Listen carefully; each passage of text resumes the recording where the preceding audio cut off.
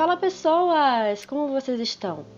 Como eu falei no último vídeo, nesse vídeo para ser mais específica, eu tô aqui para falar sobre um anime e mangá aleatório. E o anime da vez é Kami-sama Hajime Mashita.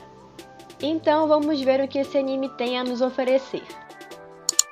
Kami-sama Hajime Mashita ou Kami-sama Kiss teve a sua adaptação para anime em 2012, com 2 temporadas, a primeira temporada contando com 13 episódios e uma OVA, e logo depois a segunda temporada contando com 12 episódios e 5 OVAs que finalizam a história. Apresentação e avaliação de personagens. Nanami Momozuno.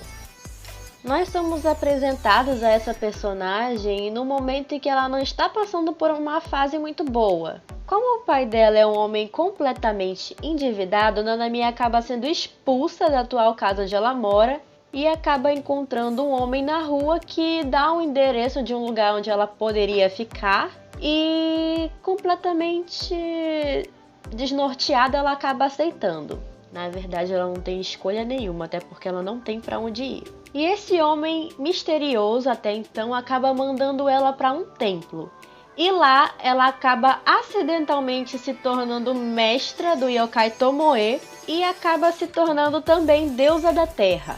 E agora ela não vai ter que cuidar só dos seus deveres como estudante, mas também vai ter que cuidar dos seus deveres no templo como deusa da terra. E eu garanto, meus amigos, essa menina vai sofrer um bocado. Tomoe. E esse é o yokai que a Nanami virou mestra. E vou falar logo que ele não aceitou de primeira se tornar servo da Nanami. E ele foge do templo. Tipo assim, ela não quer ela como mestra, então eu vou fugir do templo. Ele saiu de lá, só que a Nanami, teimosa do jeito que ela é, foi atrás do Tomoe. Acabou se metendo em um monte de problema que fez com que o Tomoe fosse atrás dela. Só que eles acabam fazendo uma espécie de pacto e o Tomoe é obrigado a aceitar ela como mestra. E agora tem que proteger ela e ensinar a ela os deveres dela como deusa da terra. Então, Tomoe não tá numa situação muito agradável. Mikage. Lembra daquele personagem que eu comentei no início? Pois é, esse personagem que deu endereço para Nanami, da onde ela poderia ficar, é justamente o antigo deus da terra e mestre do Yokai Tomoe. Em toda a história, ele é um personagem meio misterioso, ele só aparece de vez em quando na história. Ele é um dos personagens secundários e não tem muito destaque nele, a não ser no final. Mizuki. Esse personagem vive isolado no templo Yokonomi e devido à solidão ele acaba sequestrando a Nanami. Mas não só devido à solidão, mas também porque a Nanami o salvou de uma situação que eu não vou dizer qual é, você tem que assistir o anime pra saber. E eventualmente ele acaba se apaixonando por ela. Confesso que senti um pouco de pena desse personagem, gente. Kurama. Esse yokai acaba se aproximando da Nanami com o intuito de se tornar o novo deus da terra, mas ele é impedido pelo yokai Tomoe que está sempre ali protegendo a Nanami. E esse personagem ele é amado por uns e odiado por outros. Confesso que eu sou do time que odeia esse personagem, pelo menos no início, depois ele vai ficando legalzinho. Apresentação e avaliação da obra.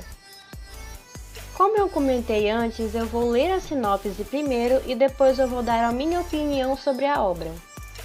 Após ver seu pai fugir de casa por causa de dívidas de jogo e sendo expulsa do seu apartamento, Nanami conhece Mikage, um homem estranho que tem medo de cachorros. Nanami o salva de um cachorro e acaba contando a sua história. Como um agradecimento pelo salvamento, ele oferece à garota uma estadia em sua casa. Mas chegando lá, ela acaba descobrindo que a casa na verdade era um templo.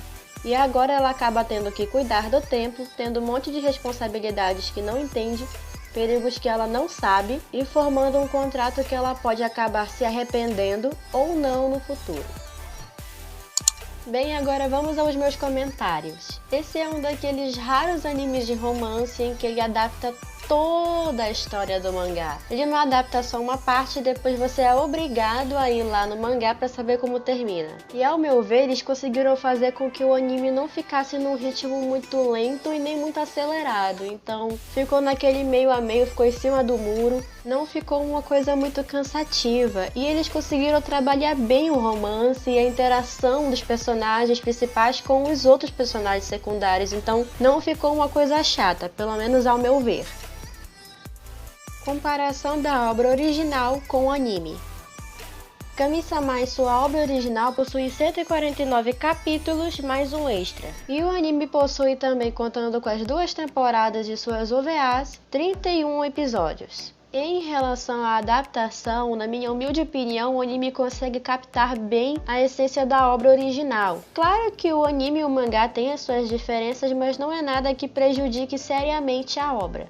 O anime e o mangá já foram finalizados, mas se você assistiu o anime e quer saber um pouco mais sobre os personagens, você pode ir para a obra original, que lá no final do mangá conta um pouco sobre os personagens e como a vida deles seguiu logo depois do término do anime. E se fosse me perguntar qual dos dois eu recomendaria que você lesse o mangá primeiro e depois assistisse o anime. Mas aí já fica a seu critério e gosto. Se você quiser acompanhar o anime, pode acompanhar tranquilamente, mas se você quiser acompanhar a obra original, pode fazer isso também sem problema algum. Bem, nesse vídeo eu falei um pouco sobre o anime e mangá, mas lógico que tem mais coisas nesse universo que eu poderia abordar nesse vídeo, só que eu não quis me estender muito. Se você já leu o mangá ou assistiu o anime, comente aí embaixo o que você achou, vou adorar saber. E se quiserem que eu faça um vídeo mais detalhado falando sobre essa e outras obras, deixem aí nos comentários o que vocês acham que eu poderia acrescentar nesse tipo de vídeo e o que eu poderia melhorar. Bem, é isso pessoal, muito obrigada pela sua atenção e até o próximo vídeo.